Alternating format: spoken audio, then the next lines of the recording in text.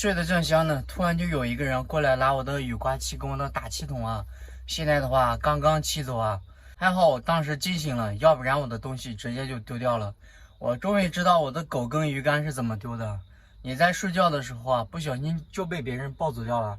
刚才我喊了一下，我说你拿我的东西干什么？他说以为是不要的。我说我桌子什么东西都在旁边，你能看出来是不要的吗？哎，他说看起来还蛮好的嘞。哦，我说好，你就能拿，然后就走掉了，但还是拿了我的东西，因为他已经拿了第二趟了。我不知道我的东西丢了哪些东西啊，但是我亲眼是看到打气筒跟雨刮器拿到手上去的，被我喊了一下拿回去了。然后我的那个瓦器罐的话，跟别的东西好像是被拉走掉了。现在的话，打算从这个小房车里面出来检查一下啊，看一下这个时间啊，才5点多钟啊。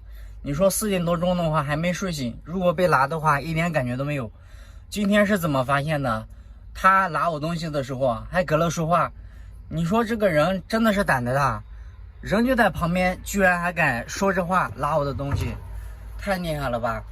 每天晚上睡觉的时候，我都是帮这个衣服裤子给脱掉的，就是没有什么隐私了。从外面的话，直接就可以看到里面。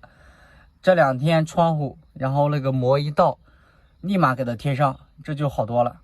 我的东西的话都在右边这一块，已经被翻乱掉了。现在赶紧出来看一下吧。被我喊了一嗓子之后，雨刮器跟这个打气筒也是撇到这边来了，七零八乱的。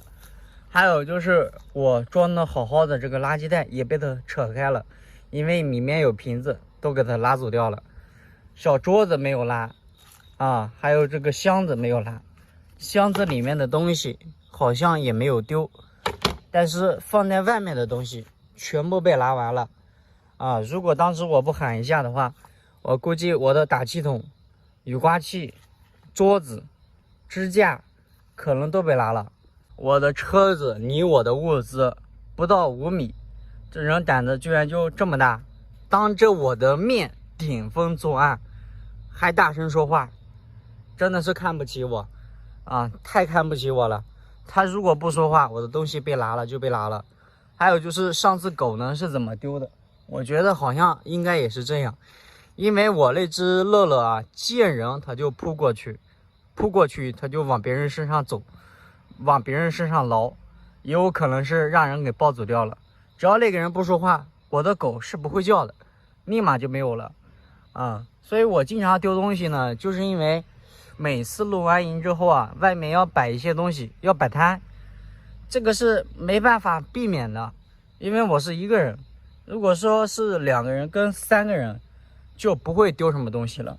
之前在广东南极村那边露营的时候，也是一觉睡醒的时候发现丢了好多的东西，就是因为你睡觉的时候在那个帐篷里面，别人拿东西的时候都是趁这个天还没怎么亮，顺手就给它拉走掉了。等你再找着的时候，东西已经丢完了。所以说这个东西很难办啊，这个防人之心不可无，但是你真的是防不住。你说我在车里面睡觉的时候怎么防呀？防也防不住。而且刚才大爷车就停在这里，你看大爷车停在这里，可以明显的看到我在里面睡觉的，就是看到我在睡觉才能顶风作案，胆子真的是太大了哦。现在的话天还有点早，才5点多钟，大爷骑个自行车啊逛来逛去的，这回又往我这边来逛了，还是想要拉我的东西啊。我们现在躲到车里面看看他会干什么。这会我呢已经躺到这个车子里面来了，大爷骑着3轮车过来了，后面的话拉的是东西，就我的东西，前车楼里面也能带东西，骑车是左摇右摆，左逛右逛的，看看啊，知道我喊了的一声，现在不往我这边骑了，看这大爷拉的都是东西啊。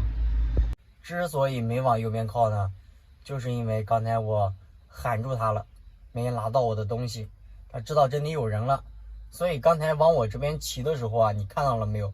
一直往左边骑，没有往右边骑啊。然后超过我这个车这一块之后，然后再从前面往右边骑，因为它是往顺方向，它必须要靠右边的，但是它靠左边了，就说明这大爷它是有问题的啊。他骑车你看到没有，左一圈转右一圈转的啊，所以说这个大爷在我这边转了2圈了啊，这个大爷有点意思啊。东西的话丢了瓦气罐，瓶子是小问题啊，关键是有一些比较昂贵的东西，你说他再给拿了，这就很不好了啊。现在的话就可以躺到这个车里面睡觉了。我相信这个大爷没有这个胆子再过来拿了，如果说再过来拿的话，这就有点说不通了吧。